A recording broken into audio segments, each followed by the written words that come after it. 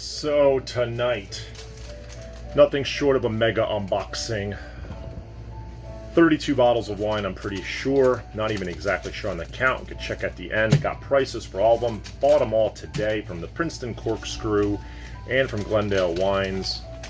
And there is a lot of them. So some duplicates in there, the doubles and triples, but nothing more than 3 of anything specific. So a lot to go through. Let's just go through it. Haven't even picked my wine of the night. Cooking chicken cordon bleu tonight, first time ever. Hopefully it comes out good. Pick a wine to go with it later. Something I've already had before. I think I bought a number of these. So Etna Rosso, 2019, $20. Great wine.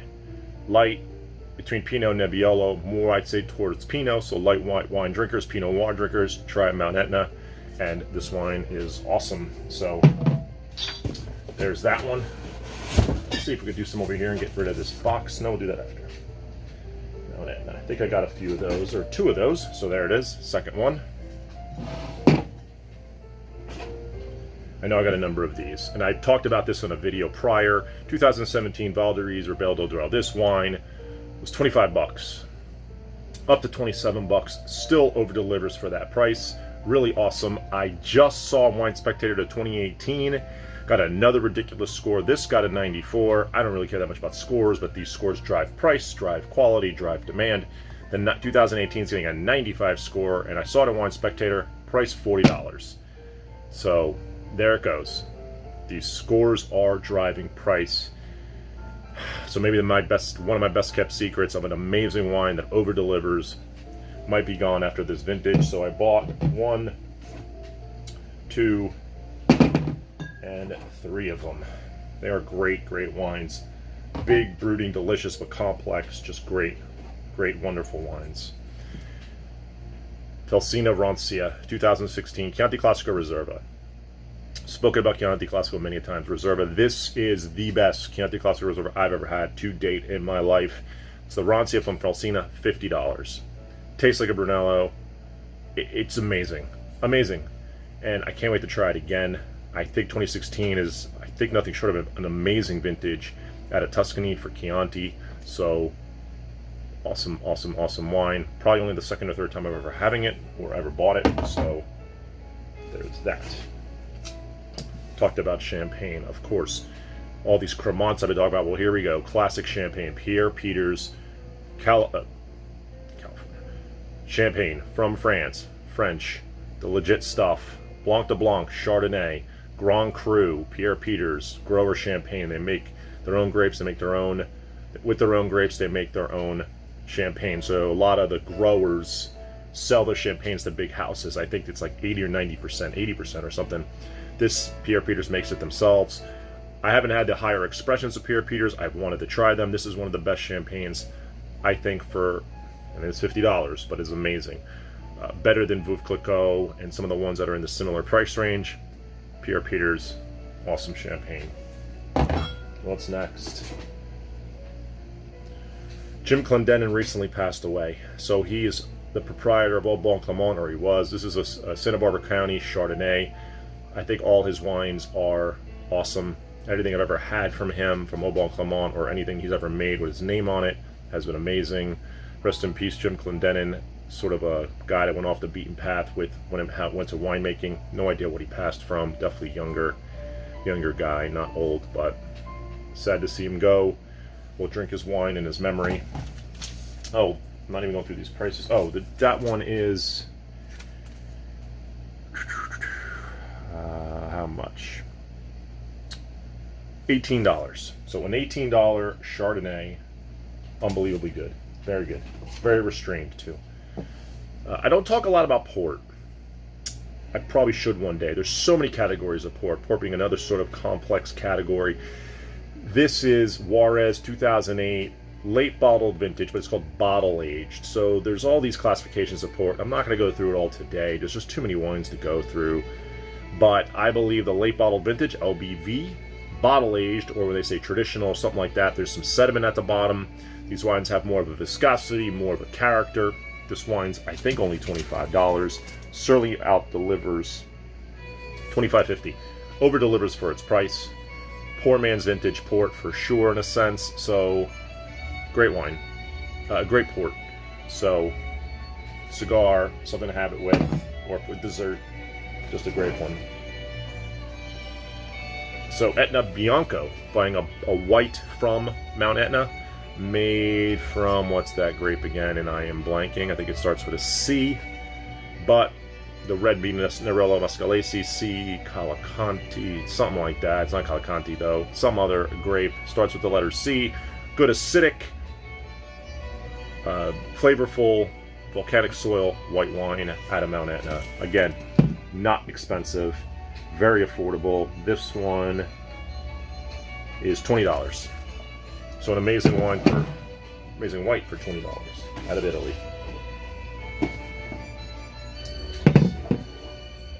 I did buy Turnbull.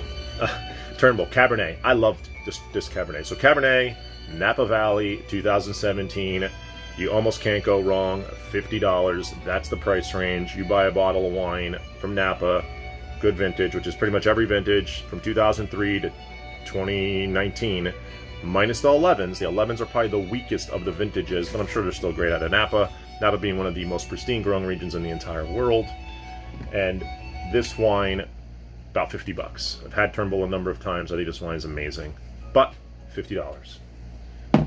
And then a big boy. I've never had this wine.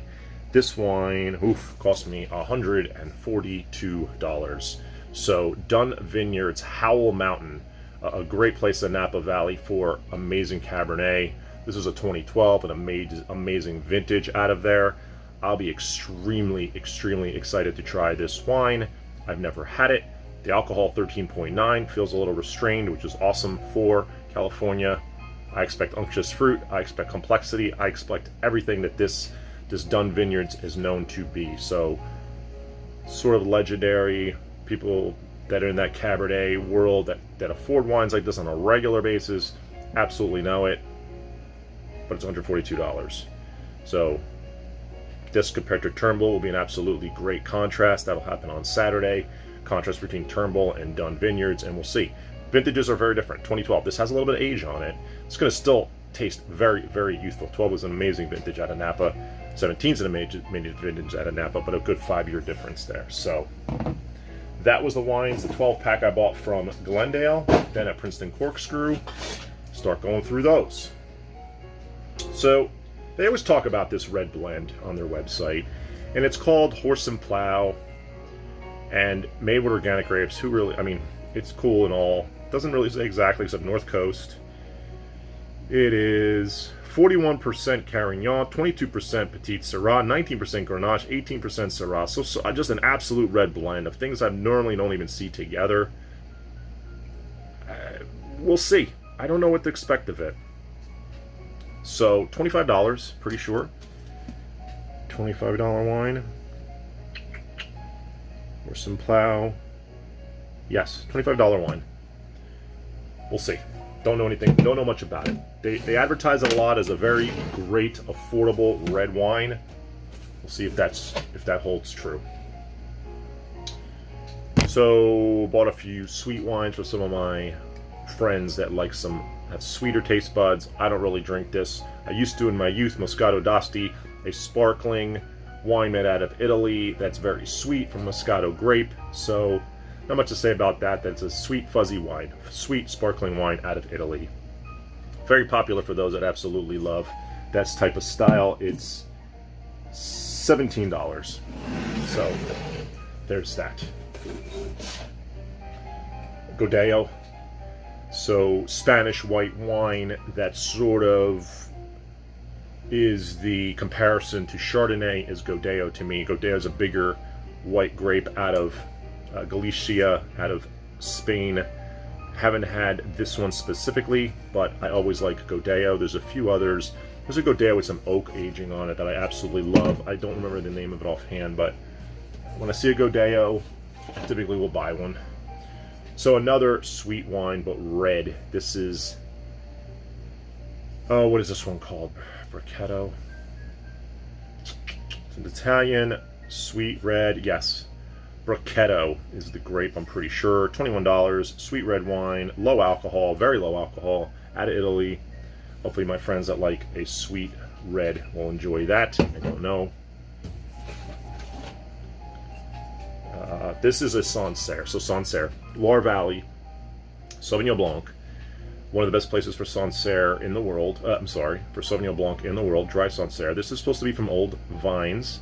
So it says Yeovil Vigna, 1947. That could be when the vines were planted, which would make it very old vine Sancerre, which I don't think you see that often.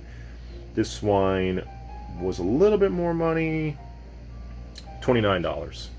So a little bit more money for a Sancerre. I do like Sauvignon Blanc, especially in the summer, especially with certain cuisines, fish, sushi, some other things. I absolutely love Sancerre with sushi. I like New Zealand Sauvignon Blancs. They're a little more tropical, a little more grapefruity. These have a little bit more restraint, a little more minerality, a little bit more earthiness. So, never had this one, Old Vine Sancerre. Very excited to try that. When I do, I'm pretty sure I'm going to have that with sushi. Muscadet Sèvres Maine. So this is made from the Melon de Bourgogne grape in the Muscadet region, or it's the, they call it the lower Loire region, which is all the way to the left in the Loire. I'm blanking specifically on the region, if it's called Muscadet. I don't think it is. I'm forgetting the name of it, but it doesn't matter. Muscadet Sèvres Maine. So this very crisp white wine made from the Melon de Bourgogne grape is supposed to be one of the best pairings with oysters, raw oysters. So this is what they call oyster wine. Super crisp, super acidic. It's sur lie, so they stir it around with the leaves, give it a little bit more body. That'll add a little bit more texture to it to cut a little bit of that acidity probably, and just add that body. But apparently one of the great and very inexpensive. So Muscadets are a great, amazing white wine to have that don't cost a lot of money by any stretch. So this one, looking for the price, and I'm pretty sure it was like 15 or something. $16. So like I said, $16 white wine, very affordable, very good. Anything else in here? Oh, one more bottle. Fell on its side. Oh, another Horse and Plow. So nothing to say about this except it's a red blend, and I already talked about it. Got two of them, just in case one is good. There goes that box. We're getting there. One more box to go. 12 minutes in. So I did buy a number of sparklers from Prince and Corkscrew. I got a Cremant d'Alsace. Does this one say which grapes? I think it did mention a few of them, but I just am looking for some more. Oh, this one actually has a vintage on it, 2018. So $24. I'm not sure if this is actually like a vintage Cremant d'Alsace. They typically don't put their years on them. So we'll see. This might have a little bit more complexity. What I'm really looking for is the Cremants that have a crisp acidity and a very, very dry flavor profile. They always add a little bit of sugar, but it's not to make it sweet. It's to get that second fermentation kicked off and to cut a little bit of that razor sharp acidity. Remember, these grapes are typically very unripe. They don't pick these ripe when they're making champagne or this style of sparkling wine. So, never had this one. $24 Cremant d'Alsace. Normally the Cremants are in that 15 range, so maybe they put the year on it. Maybe it'll be a little bit more special. We shall see. Certainly excited to try it. This I had recently and I absolutely loved it. It was a Cremant from, not a Cremant, sparkling wine out of Saumur, Loire Valley, and it's made, I'm pretty sure, mostly from Chenin Blanc, 80%, Chardonnay, 20%. Really dug this one. I thought it had that razor sharp acidity. It did exactly what I wanted it to do, and at the absolute price point that I was looking for, and I'm pretty darn sure this thing was it is $19. And for $19, it's fantastic, and I'm pretty darn sure I bought two of them, so I did. So two more down. Oh, bought two of these. And this is just to make a sangria on Saturday. When you make a sangria, you don't want a tannic wine. You want a fruity, light-bodied wine. Grenache is a very fruity, high-acid, low-tannin wine. Can be made in a bigger style, but these $10 each from Navarra, Spain. This should make perfect sangria. 2 bottles of those to make a sangria for Saturday. See how that comes out. So I'll talk about these together as they come out. Smith Madroni. So ironically, I was watching some TV and they had this thing called Behind the Glass, and they talked to some winery and the owners about their wine. This one was an episode I watched a week ago. Smith Madroni. Didn't know anything about it. Spring Mountain. These 2 brothers buy a vineyard up in the mountains. They clear out all the wood and the land. They're making their style of Cabernet. And I'm pretty sure it's going to have a low ABV on it. This is a 2015 Smith Madroni Cab. I've never seen Smith Madroni anywhere, and then I see it today. And I absolutely couldn't resist. Pretty darn sure it's $60. Yes, it is. But really excited to try it. They're established in 1971, so these brothers have been there for a while. And 14.3, they do their best to keep it restrained.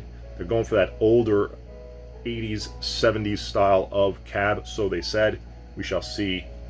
Super, super excited to give this a try. I can't wait. Like, I saw it and I was like, wow, that's amazing. I literally watched Som TV, an episode about it, and then it's in front of my face. Feels like I had to buy it. Dolcetto. So, I've never been the biggest fan of Dolcetto. Italian wine.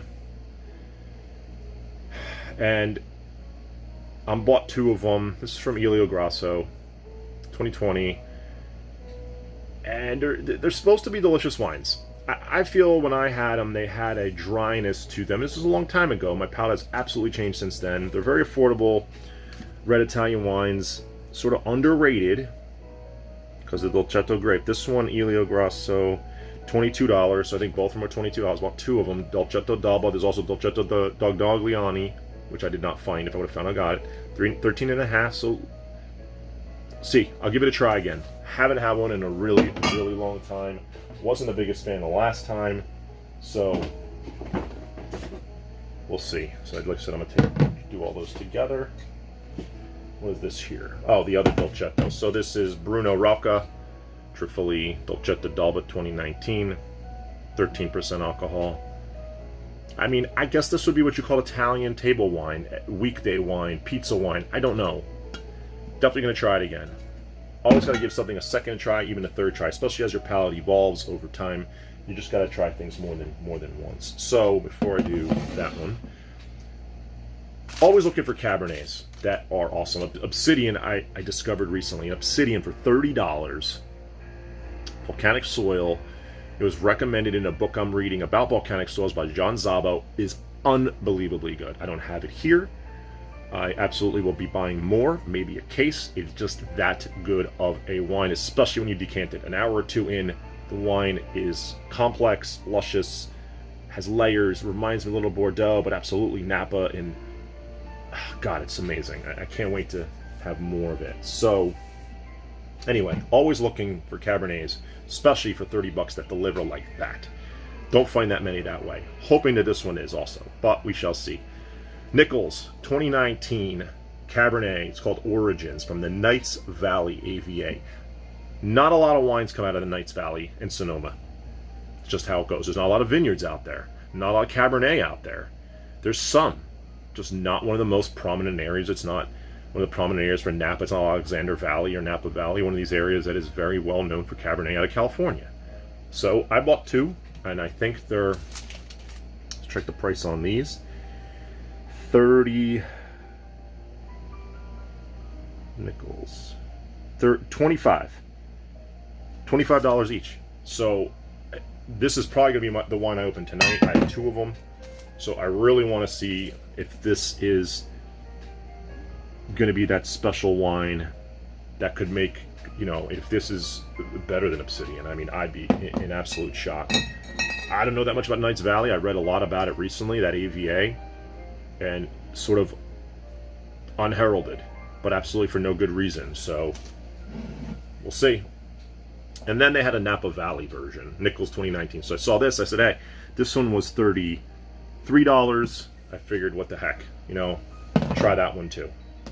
So that is as quick as I could do an unboxing. 20 minutes in, not too bad. Spent a lot of money, had a lot of fun in the two stores.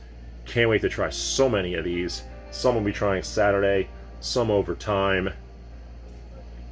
We'll definitely put some of these in some videos or talk more about them. I did want to have a little bit of update about that Riesling yesterday. It was absolutely awesome with the sushi. I finished the bottle, oops, just because it was so damn good. I didn't think it was going to evolve much better over the course of today, but unbelievably good. An amazing Riesling.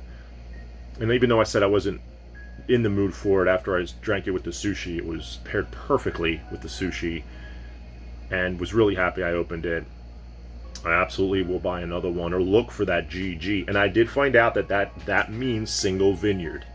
So something very special. It's like the Grand Cru. So if Burgundy's got the Grand Cru vineyards, which are super expensive, this is the comparison, the equivalent to Grand Cru vineyards for Riesling in Germany. So I'll definitely be looking for that more often. Something to put in my memory bank to remember if I see that. That's Grand Cru Riesling out of Germany. They emboss it on the label. There's some other indications, but it was awesome. So finished it.